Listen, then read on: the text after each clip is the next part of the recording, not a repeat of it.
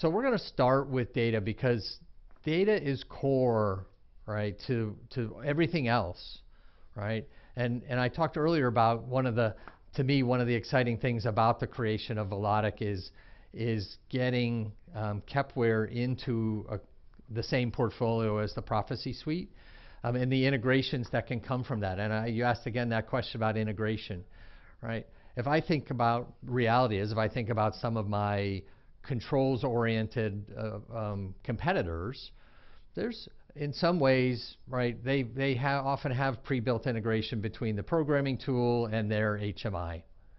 And so with us, right, we may today insert an additional step. You're configuring the program in the PLC, you're having to configure tags in IGS or Kepware, then we're configuring tags in iFix. And so this is a place where by having all of the products in a given portfolio, we can improve your experience and reduce the effort it takes to deploy a system. So data is kind of that core layer, because you can't generate alarms, you can't interact with the machinery without data, your operators can't understand what's happening, and you can't do reporting, you can't do business intelligence, you can't do analytics. Like it's the foundation. And so, you know, as we think about world-class organizations and that make the best use of data, right?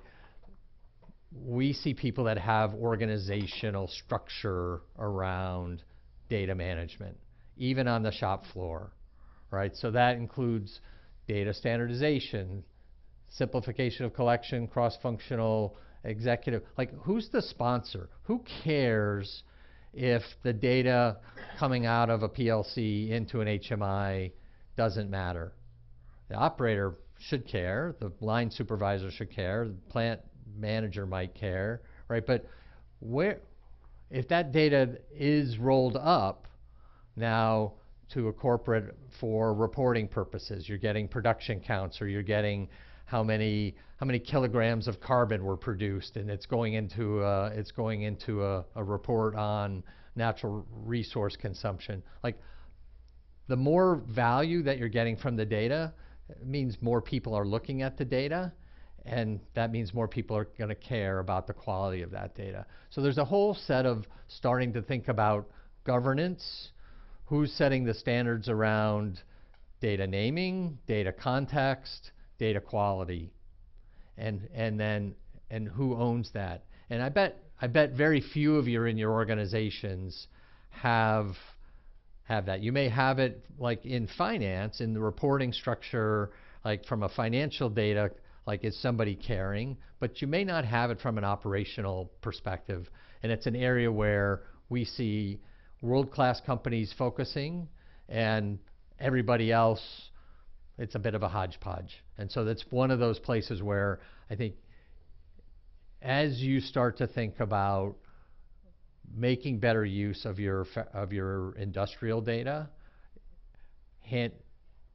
you will be hampered if you don't actually have data governance, somebody focused on data quality, because what you will get is you'll get bad results. You'll get bad results in a report. People won't trust the report. You'll get bad results coming out of an AI algorithm. People won't trust it. And so then you're worse off than you were when you started. So focus on that quality and structure is actually more important than actually taking a step and getting everything wired together and getting data flowing. If you've got bad data flowing, or data that's in different units or without context, you know, you're not going to make progress. And so this is piece, right? The importance of that data quality, who owns it, the governance and metrics, right? Who's responsible for identifying what new data gets published, right? And then start really a focus. Culture is an important one, right? Yes, you expect product quality. Yes, you expect water quality. Yes, you expect, right? But now if you think of data as an output of your production process, you have to think about the quality of that as well. And so there's a cultural element here of not only am I producing goods or water or power or whatever it is your organization produces, you're also producing data. and that data has to have value. So I will sort of stop preaching on that, but fundamentally, the quality of your data is going to then drive sort of your ability to do anything else. And then there's a scale element, right? Are you starting with a plant by plant strategy, or do you have a broader corporate strategy or enterprise strategy in mind? You may be a single plant entity, and so that's all you have to think about. You may also start to think about, right, do you have a chief digital officer? Do you have a chief AI officer that's wanting, that at some time is going to come knocking on your door saying, hey, the board has tasked me with driving and helping you drive efficiency or productivity. How do we start using AI techniques on your data? Like, I have customers in the US where that's like happening today. There's new chief AI officers or new chief digital officers who have that task. And if you haven't started already to think about a data strategy and how that data is going to be structured and governed and set up, all of a sudden you'll have to start caring, right? So it's better to really start to be thinking about that. And then there's the scale element, right? So I talked earlier about what we're doing with scale, specifically around Historian. And so that's a piece, right? We think being in a position to provide contextualized data across an entire enterprise in a single store, a lot of customers, like data lakes are not the greatest place to store time series data. You can. We have customers that are doing it, where they're taking the data out of Historian and replicating it into a data lake. But what you may want to be, the better solution is, all right, how does the BI tool or the AI tool not only have access to the data lake where they're storing all of their business data, the transactional data, quality data, financial data, but storing time series data where it belongs, which is in a very cost-effective place. And then what's as you think about multi-plant, like what data do you need to see at the plant and what data needs to be seen at an enterprise level? Is it all? Is it a subset? Is it summarized data, right? I have a perspective of should be all. It should be all, just because until people don't know what the value of the data is, and without it, if you're putting summarized data or you're putting subsets of data, you don't know what analytic could have been built on top of that data, what insights could have been created. So, but that's that's kind of my perspective. The other piece that's related, and I started to talk about it, is what has to exist at the edge, at your plant level, especially if you're going to do plant and cloud or plant and enterprise. What needs to be stored locally and what needs to move up? So as we think about hybrid architectures, right? You're running an operation. You may want the long-term. The corporate strategy may be we're going to put the long-term storage in the cloud. It's the most cost-effective way to bring all of that data up. But you may need a month, you may need a year, you may need 18 months. I don't know what you need in your plant, right? That's part of our job, is to deliver to you technology that lets you have those local data stores that you can access via your SCADA or via your local reporting tools or Microsoft Excel. Oh, one thing which I did not talk about in Historian 2026, Excel 365 support for the Excel add-in, finally. So native Excel 365 cloud-based Excel add-in. It's a good one, right? But data storage, if it's siloed, you lose value. If you don't do it right, it can be expensive. When we look at traditional cloud-based storage, for time series data, it's actually very expensive. If you go to AWS, you go to Azure, you go to GCP, the way they store time series data is in a NoSQL, Cassandra, something like that, right? Timescale. They're all kind of in memory, and they're all really expensive once you get beyond 3-6 months worth of data in their sort of time series stores, because they're not built for the industrial use case. They're built for streaming analytics, web analytics, application sort of analytics. They're built for relatively short time frame. Prophecy Historian for cloud uses file-based storage, which is the cheapest storage that's on the cloud. And you can move from hot storage to cold storage to glacial storage. So you want your 5-year-old data in the glacier? Fine. Might take you 30 seconds to go get at that data, but we can enable you to do that, right? Whereas the data that's 6 months old, you want to keep in hot storage, you have access to it in milliseconds. So there's a notion here about, working with this. I know it's hard sometimes, IT and OT people working together, right, on building up architectures that are cost effective, meet requirements. I had a very interesting conversation here with Rasmus about the implications of NIST2 and data segmentation or network segmentation and the documentation that has to happen. Kind of opened my eyes to a new problem that maybe we can help with a piece of the solution on. One of the benefits of these kinds of meetings, right? But anyway, be working, be thoughtful, be working with not just what are you going to get, everybody has to solve today's problem, right? But there is an opportunity to be thinking, what's the future problem that we as an organization need to solve, and how do we create the data infrastructure to solve that? Data Hub.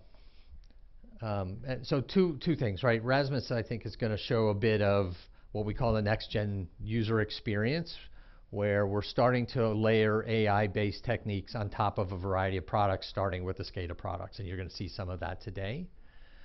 Data Hub for us, as I mentioned before, was a common contextualization model for whether you have SCADA, whether you have SCADA and Historian, whether you have an MES, whatever, right? But where the configuration is both published and subscribed to by our applications from Data Hub. So as you make changes to the model, first in the products, those models could be brought up into Data Hub, and that becomes your master. And then as you make changes to the model, it gets published back down to the product. So the contextual model is tied to the product configuration. So you're never out of sync in terms of doing that, right? We believe that for our customers like yourselves who have for, I don't know how long, 10, 20, whatever number of years, built flat tag SCADAs, right, that AI techniques can help actually create that model context from your data, give you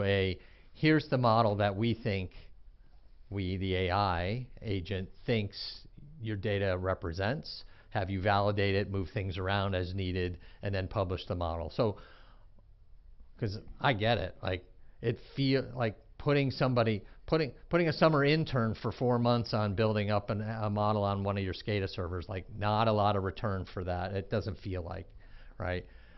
Giving you AI-based tools where you get that completed in a couple of hours, like that to me is there's a exchange of value there that makes sense, right? Because now once you have that data contextualized, right, now you start to unlock, right?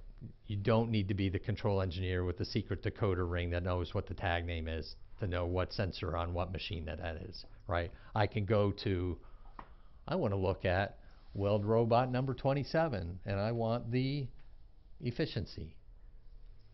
As an analyst, as someone building an AI-based application, I'm building a model for weld robots. It would be impossible in a flat tag world to build a model and deploy it at scale if you had a dozen weld robots. You'd have to configure every attribute in every instance of the analytic. Once you have the model, you build the analytic once and you deploy it against the model instances. Like it's about scale of value. It's about scale. So first piece of the Data Hub story is creating that organization and enabling you to do that in a cost-effective way. The second is exchanging of that data. So standardized mechanisms, whether it be MCP, whether it be MQTT, whether it be OPC-UA, right? We expect to have, whether it be Kafka, we will have a number of ways to come at Data Hub and ask for what context exists, what data in that context exists, and for the data. We live in a multi-industry space. We live in a space where we have customers that have said, you know what, MQTT is our standard for these type of applications. That's what we want to use. We have customers that say OPC-UA is the right thing for us. We have customers that Kafka is the way. They're very IT-centric, and they've got a Kafka bus, and Kafka's got some pretty interesting store and forward capabilities built into it. So anyway, so we use Kafka across in a variety of our applications for those customers that want that sort of very IT-centric communication mechanism. And then there'll be MCP. I don't know if we'll add A2A, right? A2A I think is Google-driven. MCP I think is Microsoft-driven, but standardization for supporting data exchange with AI infrastructure. And so this is, on top of that, right, how do we present that data, right? So, we see building within Operations Hub or within ThingWorx, right, this model-based visualization. So if you've got multiple instances of the same asset type, building a visualization once in your SCADA, right, having the SCADA as the operator's looking at the data from a particular asset, you only had to build that screen once. You didn't have to bind copies of that screen to the different assets. So different methodology in terms of building up systems. And then reasoning, right? So we start to think about supporting, I have customers, PPG. So PPG is a paints and coatings and glass manufacturer. It stands for Pittsburgh Paint and Glass. They have a corporate LLM infrastructure. So we're having a conversation with the CIO for manufacturing around, they've been thinking about, and their CIO has been challenged by the board around how are they going to start driving value in their business using this Gen AI technology. Hadn't even really thought about until I called her about how could we partner. We're building MCP servers into our products. I know from one of our user group meetings, you have your own corporate LLM. How do we collaborate to get an early version of our products with MCP in there, connect it, and see what's possible, right? Some of this is going to be, we're in a time of experimentation. We know what data we can expose. We know what context we can expose. What queries would they want to do that they can't do today? Because you think about our systems, even your SCADAs, your operators can see what you drew. In our MES, right, we build screens. The operator on the factory floor can see what our screens, what we imagined they needed to see. And yeah, they can wrap some widgets and they can do some customers can do some customizations, but it's largely based on our experience working across hundreds of customers, what do we think the operator needs? We don't know your business. We don't know your work practices. You either spend a whole bunch of time configuring the system to your particular needs, and then what happens when the need changes? Somebody has a question that can't be answered by the screen that you have displayed to them. That's where this technology really starts to create value, because now you have an interface to ask questions that could not be easily answered before. You could have had somebody that knows how to go write a SQL query and pull data out of Plan Apps, or an IHSQL query to pull data out of Historian to put it in a SQL table to do reporting on. Or now you can just say, help me understand. Help me understand the performance of this piece of equipment versus this piece of equipment, and start to see insights that you would have never really been able to get at before. Then we start to think about, that's Gen AI, right? If there's a, it was in the other presentation. Maybe it's later in this deck. It's later in this deck, right? There's a period where we talk about machine learning, Gen AI, and agentic AI. Agentic AI, so the key of Gen AI is really natural language typically, natural language interface. It knows, it's been trained on what data it has access to, and it comes back with typically text, maybe text rendered in some format. Text can be code as text, as an example. It comes back with textual-based information. Obviously now they're starting to do other types of imagery and those kind of things. But it's basically that sort of request response. Agents are different. Agents are designed to do tasks and in fact over time potentially expand themselves the tasks that they can do.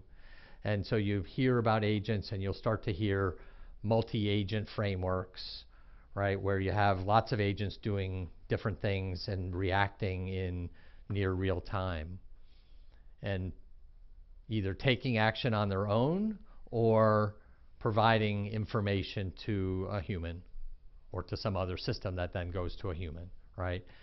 So we think, I talked about historian, where historian senses a service is down.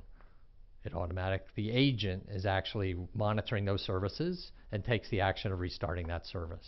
Like, that's a very simple use case.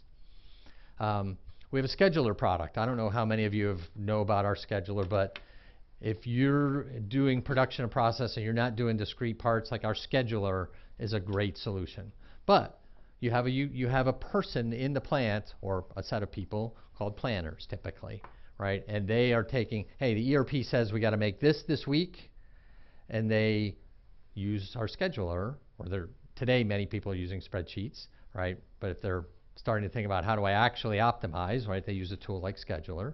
And the scheduler knows about the equipment, it knows about the inventory from the ERP, it knows about the human resources, and will generate a schedule best optimized for the outcome that the business wants to run. Do they want to minimize downtime? Do they want to minimize inventory? What is it that they're trying to minimize for?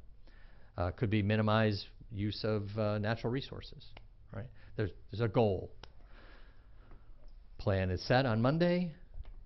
Okay, things are going along fine. Well, what happens? A human doesn't show up for work. A piece of equipment has unplanned downtime. Material gets quarantined for quality reason. That plan is no longer valid. So what happens today?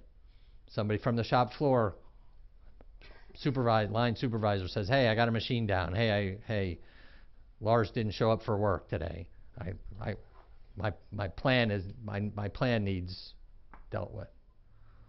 Well, the software should know those things. If you've got an MES or you've got a SCADA, you could know that a piece of equipment is down.